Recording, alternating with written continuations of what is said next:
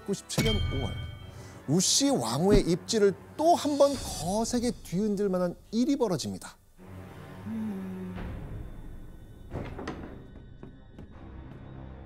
전하,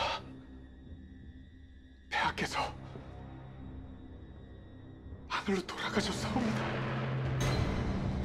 우씨 왕후의 남편 고국 천왕이 갑자기 죽었다는 겁니다.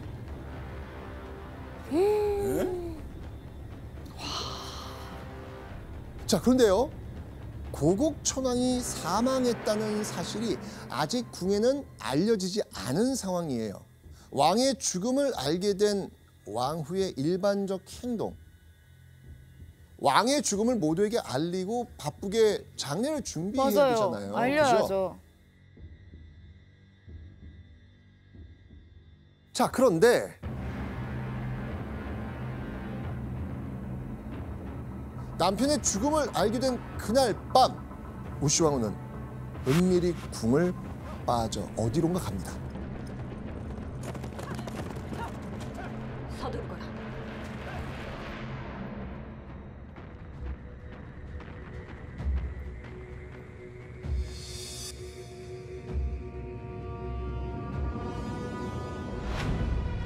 우씨 왕후가 찾아간 곳은 다름 아닌 고국 천왕의 동생 왕자 발기의 집이었습니다.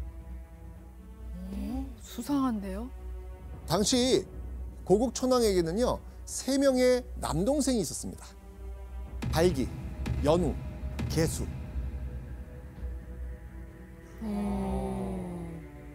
자, 그런데 왕자 발기 입장에서는 아니 이렇게 늦은 밤 형수가 난데없이 지금 집에 들이닥친 상황이잖아요. 왜 왔어요 지금 이 시간에? 왜 오셨어요? 왜요? 이렇게 하겠죠. 고국 천왕의 동생 발기는요 우씨 왕후를 향해 왜 자신을 찾아왔느냐고 물었겠죠. 자, 그러자 왕이 후손이 없으니 그대가 마땅히 이어야 합니다.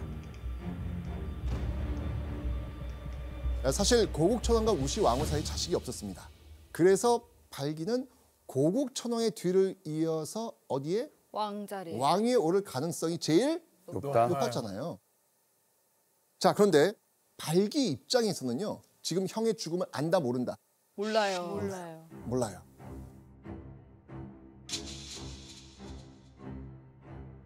왕의 죽음을 알리지 않은 상황에서 이렇게 갑자기 찾아왔다는 것은 한번 간을 보는, 자기들과 연대할 수 있는 가능성을 한번 찾아봤던 것 같고, 우씨 왕후 입장에서 만약 여기서 좀 손을 잡아줬더라면은 한편이 되는 거네요. 그렇죠. 우씨 왕후 입장에서는 우리 힘을 합쳐서 당신이 공고한 왕을 할 수 있게 같이 힘을 해봅시다 뭐 이런 타협을 했을 텐데, 발기 입장에서는 이미 자기가 모든 대세를 장악한 수순에 있다라고 생각을 하고 내치는 그런 상황이 됐던 것 같고요.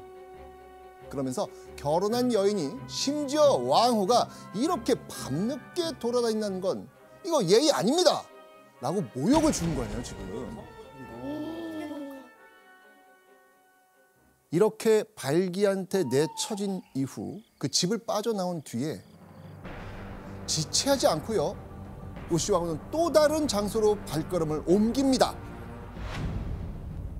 다름 아닌 고국 천왕의 또 다른 남동생 연우의 집이었습니다. 와. 우씨 왕후가 시동생 발기에 이어 연우에게 발빠르게 향했던 이유, 그건 다름 아닌 고구려에 있었던 특별한 혼인 풍습을 이용하려고 했기 때문입니다. 이 역시 한능검에서도 언급이 되는 제도인데요. 바로 형사취수제라고 하는 제도입니다. 형사취수는 형사취수 또는 취수혼이라고 하는데요. 부여, 고구려, 흉노 등 북방 민족의 독특한 혼인 풍습을 말합니다. 말 그대로 진짜 그 동생분이 형수를 취한다라는 그런. 네. 그래서 제가 이거 외울 때 형사 취수잖아요. 네. 형수 취수로 외웠거든요.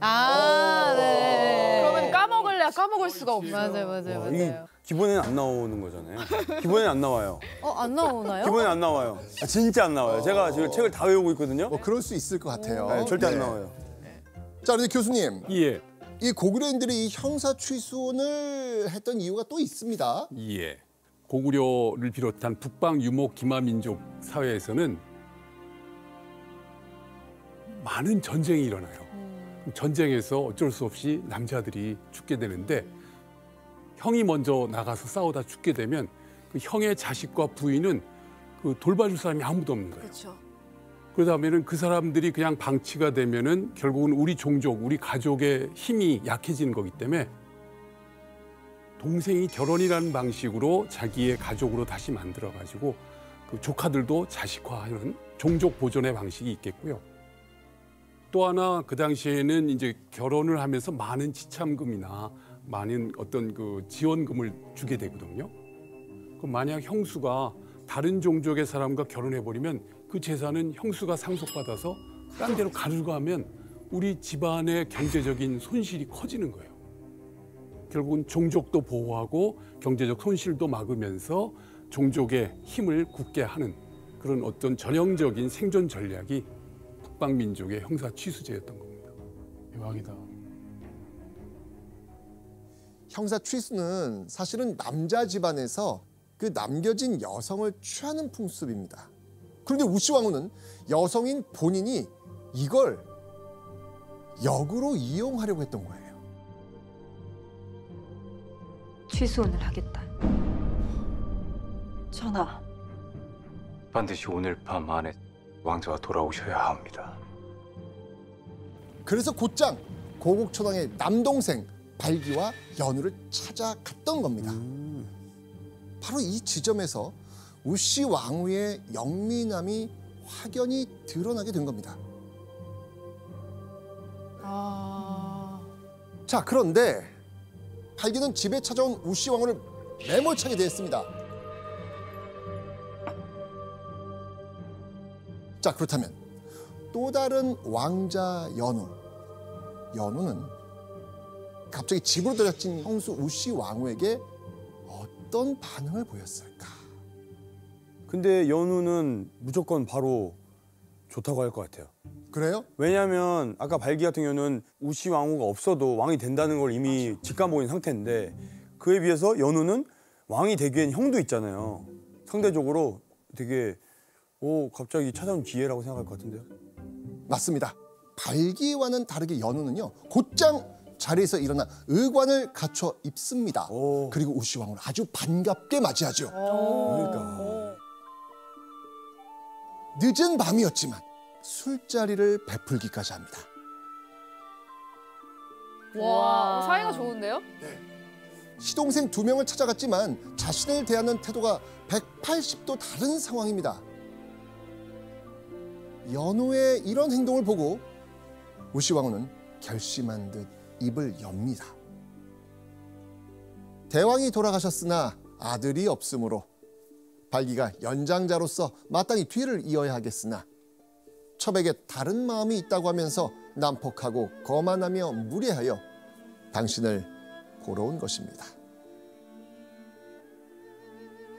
여러분들, 우씨 왕후가 발기가 왕후인 나를 무례하게 대해서 또 다른 왕자인 연우를 보러 왔다고 지금 털어놓은 겁니다. 근데 다른 달라요. 한 가지 있습니다. 돌아가신 거를 연우에게는 얘기합니다. 왜 다르게 했지? 왜 그랬을까? 아니, 이미 왜냐면 이제 내가 잡아야 될 줄은 연우밖에 없기 때문에 자신이 갖고 있는 패를 내놓는 거예요. 똑똑하시다. 너무 똑똑해요.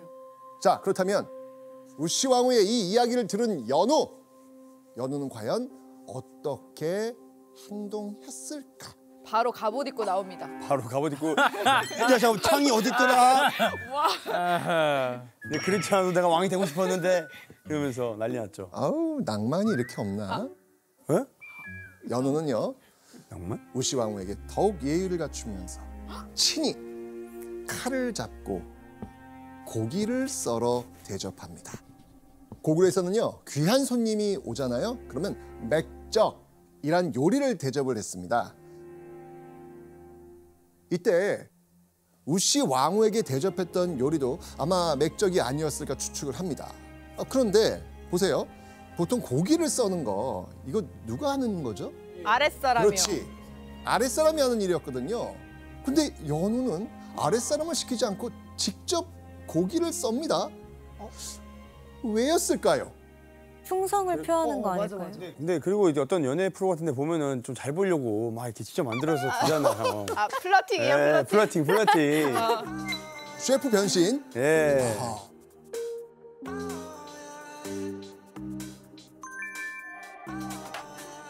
고기 플러팅. 맥적 플러팅? 예. 맥적 플러팅. 그 시대도 있었네요. 2000년 전에도. 그러니까요. 이건 뭘 의미하느냐? 내가 형수를 위해서 이렇게 굳은 일까지 할 수 있습니다. 그러니까 우씨 왕후와 손을 잡겠다는 시그널을 보낸 거죠. 자, 근데 이게 평소 직접 하던 일이 아닌 거예요, 이게. 예, 그렇잖아요. 예. 그렇죠. 그래서 우씨 왕후에게 고기를 썰어 대접하려던 왕자 연우가 그만 손가락을 날카로운 칼날에 베이고 맙니다. 아이고. 하필 또. 자, 이 모습을 본 우씨 왕후는요, 조심스레 연우의 곁으로 다가가지요. 자, 이후 우씨 왕후가 시동생 연우에게 어떤 행동을 했을지 확인해 보겠습니다. 왕후가 치마끈을 풀어 다친 손가락을 싸매 주었다. 어머머머머머머. 아니 근데 이게 그 교수님 예. 뭐 다친 옆에 뭐 주변에 예. 뭐 천도 있을 수 있는데 어떻게 또 치마끈을 그렇죠. 이렇게 풀어서 뭔가 이렇게 좀 뉘앙스가 예. 좀 묘하죠. 하필 예. 예. 그 고구려 고분벽화에 보면은 그 고구려 여인의 복장을 이렇게 나와 있는데 그 요즘 우리 한복처럼 이렇게 가슴 바로 위에까지가 아니라 반코트처럼 내려와 있는 그런 겉옷을 입고 있고 치마끈은 그 속에 있는 거죠. 그래서 옷고름을 풀어서 치마끈을 풀어서 손을 맸다. 그 상당히 벌써 연상만 해도 좀 되게 그렇죠. 푼 게 많아요. 잠깐만 이거는 방송 나가도 되는 거예요? 이 역사적 사실이니까. 교수님 설명대로라면 다른 끈도 있는데 겉에 푸르고 그 안에 있는 치마끈을 그렇죠. 풀었다니까 이게. 굳이. 그리고 상당히 흥미로운 것은 저 표현이 치마끈을 풀었다라는 게 단지 그냥 상황만 묘사한 게 아니라 한나라 이래의 여러 시들을 모아놓은 책에 보면은 해군대 풀해자에 치마군자 끈대자예요. 남녀 간에 은밀한 상황이 진행됨을 나타내는 표현이에요. 아 그게요. 돌려서 예. 표현을 한 예. 거네요. 그래서 둘 사이의 어떤 미략을 구체적으로 둘만이 아는 방법으로 확인한 게 아닌가 싶어요. 야, 자, 이게- 이후 우씨 왕후는요, 연우와의 독대를 마치고 궁으로 돌아가려 합니다. 그런데 연우와의 그 헤어짐이 못내 아쉬웠던 이유일까요? 우씨 왕후는요, 시동생 연우를 향해 이런 말을 건네죠. 여기서 잠깐. 이때 우씨 왕후가 왕자 연우에게 던진 말은 무엇일까요? 정답. 지금 궁에는 고국천왕 없는데. 하지 말라면서. 아니 하라며. 고국천왕이 주워서 누워 있잖아요. 너무 별로다. 없는 게 아니지 주워서 누워 있어. 이거 취소할게요. 미안해요. 오답이고요. 아니. 또 연인들 사이에서 할 수 있는 말인데. 정답. 네. 혼자 가는 길이 무서워요. 아, 정답. 정답. 그래서 같이 데려다 주세요. 정답. 야 같이 가자. 설레네요 진짜. 근데 이거 약간 되게 드라마 같은데 진짜. 네. 아니, 너무 로맨틱한데. 근데 너무 로맨틱한데요?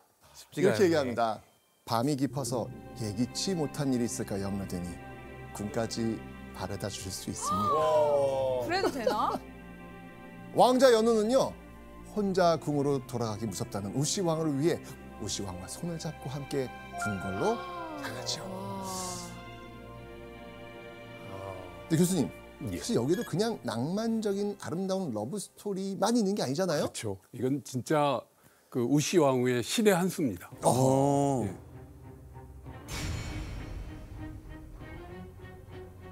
좀 전의 상황은 둘 사이에 교감을 하고 서로 정치적인 연대를 했다라는 걸 둘만 알 수 있는 거지만 그걸 대외적으로 확증을 해야 돼요. 그러려면은 왕의 유언을 직접 들은 사람으로 동생 연우를 만들어야 돼요. 왕의 임종 현장에서 다음의 왕은 너야라고 지명받는 사람, 그걸 고명이라고 합니다. 그래야 왕의 합법적인 계승자가 되니까. 그걸 내 왕후가 직접 들었다. 또 왕후가 증명해주고 측근들이 그걸 확인해주는 그런 정치적인 행위가 필요했기 때문에 결국은 왕궁으로 같이 가기를 원했던 겁니다. 연우와 밀담을 나눈 바로 다음 날 우시 왕후는 신하들에게 이런 발표를 합니다. 왕후 전환합시오.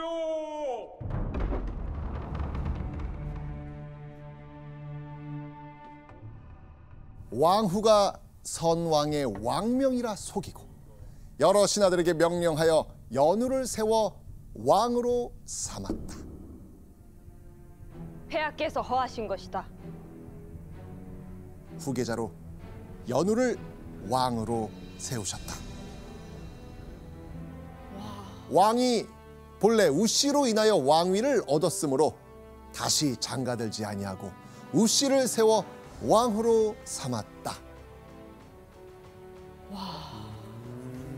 산산왕은 자신을 왕위에 올려준 왕후 우씨를 공식적으로 다시 아내로 맞이한 거예요. 자, 이렇게 되면서 우시 왕후는 고구려 제9대 왕 고국천왕에 이어 제10대 왕 산산왕까지 2대에 걸쳐 왕후 자리를 지키게 됩니다. 이때 이 우시 왕후 케이스가 유일한가요? 그렇죠. 우리 역사상 뭐 고조선 시기부터 대한민국 시기까지 전혀 없었죠. 정식으로 왕비가 돼서 두 왕의 그 왕비 역할을 하는 경우는 딱 한 명밖에 우시 왕. 근데 왜 이 이야기가 이렇게 유명하지 않죠? 맞아요.